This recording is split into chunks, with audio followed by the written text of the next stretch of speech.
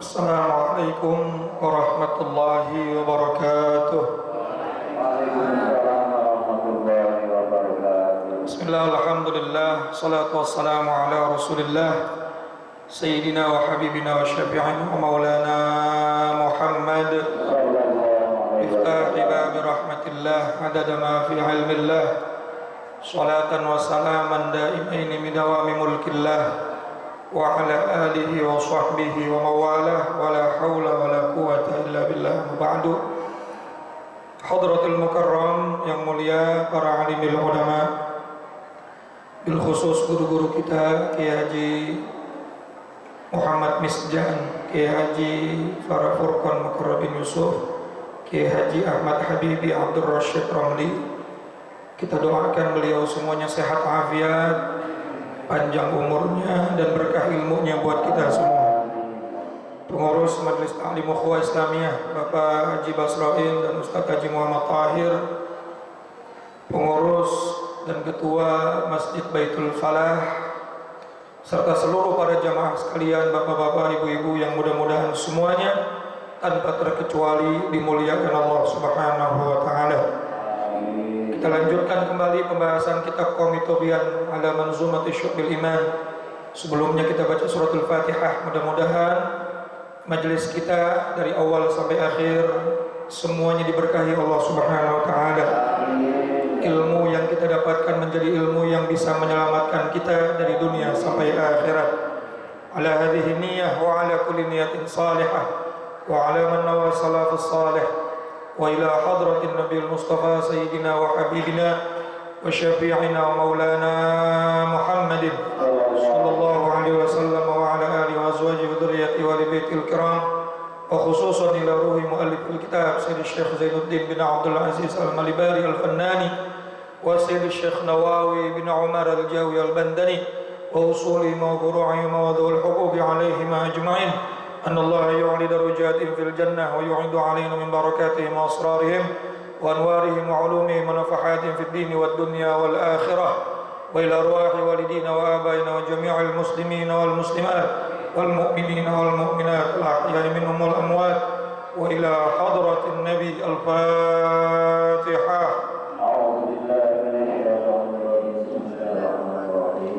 الحمد لله رب العالمين الرحمن الرحيم مالك يوم الدين. إياك نعبد وإياك نستعين اهدنا الصراط المستقيم صراط الذين أنعمت عليهم غير المغضوب عليهم ولا الضالين. رب اغفر لي waliwalidayya amin. Semoga Allah ampuni dosa kita dan dosa kedua orang tua kita, amin ya rabbal alamin. Sampai halaman berapa? Ya. 298 ya. Bismillahirrahmanirrahim. Qala al-musannif rahimahullah ta'ala wa nafa'na bi'ulumihi wa amadna bi asrarihi fid dharain, amin. Wala tal'ab wala talha ma'al lahin. Wala tal'ab, dan janganlah suka bersenda gurau, keseringan guyon. Wala talha ma'al lahin, dan janganlah terlalu sering kumpul bersama orang-orang yang lalai. Karena sifat manusia itu gampang menular.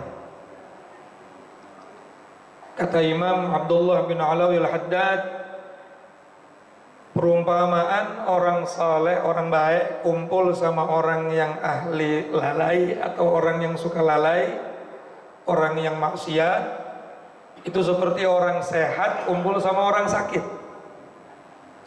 Kira-kira kalau ada orang sehat kumpul sama orang sakit, yang sakit jadi sehat apa yang sehat jadi sakit?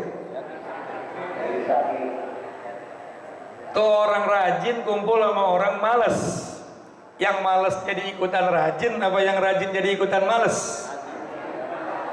Emang begitu dah, apalagi kita nih ya, emang udah bakat malas, tambah lagi kumpulannya orang-orang malas. Udah minggu depan juga masih ada ukhuwah, minggu depan aja. Lagi nyari tas, lagi tawaf di Tanah Abang. di Tamrin City. Kan suka kedengeran suara azan tuh ya. Kalau pas lagi waktunya azan kan ya keren tuh ya, mall ada azannya cuma dia doang tuh. Kalau temen kita orang rajin, ngasok dulu yuk kita sholat dulu, begitu betul Pak Kakak? Tapi kalau temen kitanya orang malas, bentar lagi ntar kagak dapet kita, sampai habis tuh waktu. Ya, jadi hati-hati dalam memilih. Bukan benci, bukan, cuma kita lebih menyelamatkan diri ya, daripada nanti kita malah ketularan. Kecuali kita udah punya ilmu ikan laut. Ilmu ikan laut tuh, ikan laut di dalam laut berapa lama Pak? Pada saat diangkat dari laut, ikan laut walaupun air laut asin, tuh ikan laut kagak jadi asin. Betul nggak? Dia istiqomah dengan keadaannya. Kalau kita kagak, bentaran aja udah berubah. Ya. Wala taqul lil qasiri ya qasiru. Dan janganlah kamu berkata kepada orang yang punya kekurangan, ya qasir, orang yang punya kekurangan. Turidu bidzalika aibahu. Kamu bicara seperti itu agar orang lain tahu kekurangan orang tersebut. Wala taskhar min ahadin minan nas. Dan jangan kamu merendahkan dari seseorang tersebut, ya, dari manusia yang punya kekurangan tadi. Maka kita akan termasuk orang-orang yang berdosa di hadapan Allah Subhanahu wa ta'ala. Dulu pernah kita bahas tuh, ada bab boleh membuka kekurangan orang lain, tapi dengan niat supaya orang lain tahu. Kalau dia nggak dikasih tahu begitu, dia nggak tahu. Contoh misalnya, Bapak lagi nyari alamat rumah teman Bapak, namanya Jahit. Sementara di kampung itu Jahit ada 12. Pas ditanya, Mang Bakar tahu rumahnya Mang Jahit nggak? Jahit yang mana nih? Ada Jahit lurah, ada Jahit RT, ada Jahit tukang beras, ada Jahit yang bininya 4, ada Jahit yang mohon maaf kakinya, ada Jahit yang matanya kurang lihat 1. Nah, itu boleh itu. Oh, Jahit yang matanya kurang lihat 1. Itu bukan dalam rangka untuk membongkar aib, tapi untuk supaya orang yang diajak bicara jelas. Tapi kalau orang mengucapkan sesuatu keburukan orang lain, niatnya supaya orang tersebut tahu aib orang tersebut, maka hukumnya ghibah, dosa. Ini kita pernah bahas tuh Pak di cabang iman ke-44. Ya. Nabi SAW bersabda, bihasabi imri'im minasyarri ay yuhaqqira akhahul muslim. Kullul muslim 'alal muslim haramun damuhu wa maluhu wa irduhu. Cukup ukuran orang Islam itu berbuat jelek kepada orang Islam yang lain adalah ketika dia menghina saudara muslimnya dengan membuka aibnya. Maka kata Nabi, kullul muslim 'alal muslim, setiap muslim dan muslim atas muslim yang lain, haramun damuhu wa maluhu wa irduhu, haram atasnya darahnya, hartanya, dan kehormatannya. Nggak boleh ditumpahin darahnya, nggak boleh diambil hartanya, apalagi disakiti hatinya karena kita lukai kehormatannya. Maka hati-hati mulut kita, jangan sampai mengucap sesuatu yang membuat orang lain tersinggung. Ya, keburukan-keburukan yang diungkapkan dengan niat supaya orang lain tahu keburukan dia. Wal makna yakfil insanu minal qaba'ih. Hadis tersebut maknanya adalah cukuplah ukuran manusia yang paling jelek di hadapan Allah, ay yastahqira bi akhihil muslim, ketika dia menghina saudara muslimnya, li fakrin karena kefakirannya, au ghairihi ataupun karena lainnya dari kekurangannya, cacatnya, miskinnya, apalagi peseknya. Pesek kekurangan apa enggak sih? Ya, makanya jangan bilang pesek Pak, kurang mancung. Hitamnya misalnya, jangan bilang hitam, kurang cukup kata Allah, kata Rasulullah SAW, dia termasuk al-qaba'ih, orang yang paling jelek di hadapan Allah Subhanahu Wa Taala ketika dia menghina saudara muslimnya dari apa yang dimiliki kekurangannya. Oh, dia mau orang miskin, orang fakir, orang bodoh, gak ngerti apa-apa. Hati-hati, orang yang menuduh hal semacam itu dengan niat ingin menunjukkan kekurangan saudara muslimnya, huwal qaba'ih, dialah sesungguhnya orang yang paling jelek.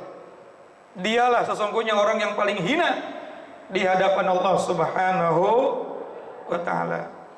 Fallaiku ta'zimuhu wa ikramuhu fajami'u ma yu'zil muslim haramun iraquhu damihi wa akhdhu malihi wa dhammuhu fi hadratihi aw ghaibatihi. Maka sebaiknya sesama muslim harus saling menghormati dan memuliakan. Mulut kita ini cukup Pak, kalau belum bisa nyenengin orang minimal jangan nyakitin. Betul nggak? Kalau belum bisa ngalem orang minimal jangan menghina. Ini ngalem kagak pernah, ngina mulu. Ya kita nggak pernah kasih prestasi buat orang lain, nggak pernah kasih nilai yang baik buat orang lain, menghina terus. Nggak pernah ada baiknya orang di mata kita. Al-Muslim man salimal muslim min lisanih wa yadih. Sahihul Bukhari, itu hadisnya sahih. Orang Islam itu kata Nabi, ukurannya dia dikatakan orang Islam yang benar, yang sejati, kata Nabi, man salimal muslim min lisanih wa yadih, yaitu apabila dia bisa menyelamatkan orang Islam lainnya dari mulutnya dan dari perbuatannya. Mulutnya kagak nyakitin, perbuatannya kagak ngarugiin. Ya, udah siapa susahnya kita kalau ketemu orang ini cakep amat sih lo, gitu. Betul apa kagak? Cakep mau kemana cakep? Ini mah kagak, jujur bener orangnya. Pesek mau kemana lo pesek? Buketek mau kemana buket? Masya Allah. Ini kadang-kadang hal tersebut guyonan tapi malah menyakiti. Wa fil hadis, dalam sebuah hadis disebutkan, man mata, barang siapa orang yang mati, taiban minal ghibah, yang taubat dari berghibah. Dia mati sudah bertaubat dari ghibah. Dia dulu waktu masih hidup suka ghibah, lalu alhamdulillah Allah kasih hidayah, kemudian dia bertaubat. Fahuwa akhiru man yadkhulul jannah, maka dialah orang yang paling belakangan masuk ke dalam surga, padahal dia udah tobat. Wa man mata musirron 'alaiha, tapi barang siapa orang yang mati masih dalam kondisi berghibah, suka ngejelek-jelekin orang lain, fahuwa awwalu may yadkhulun nar, maka dialah orang yang paling pertama masuk neraka. Wa huwa yabki, sambil nangis menyesal. Amalnya banyak, hancur habis gara-gara sering nyakitin orang lain. Orang yang taubat dari ghibah masuk surganya belakangan. Tapi orang yang kagak taubat-taubat lagi ghibah tiba-tiba mati. Lu tahu nggak? Itu Bu Mumun tuh sambil monyong-monyong ngomongnya, tiba-tiba mati deh.